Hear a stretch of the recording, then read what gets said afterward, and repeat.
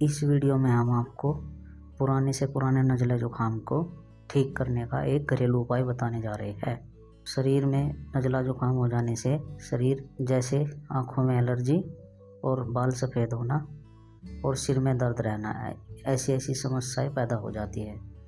तो इस नज़ला ज़ुकाम को दूर करने के लिए हम आपको एक बेहतरीन घरेलू उपाय बताने जा रहे हैं। इसमें आप 50 ग्राम बादाम ले और 50 ग्राम मगज ले और 20 ग्राम काली मिर्च और 100 ग्राम मिश्री, इन चीज़ों को कूट पीस कर तैयार कर ले और इसकी आधा चम्मच सुबह शाम हल्के गुनगुने पानी से डेली इस्तेमाल करें। कुछ ही दिनों में आपके शरीर से नज़ला ज़ुकाम की समस्या समाप्त हो जाएगी। एक बार इस उपाय को ज़रूर करके देखें, यह अवश्य ही आपके शरीर में लाभ देगा।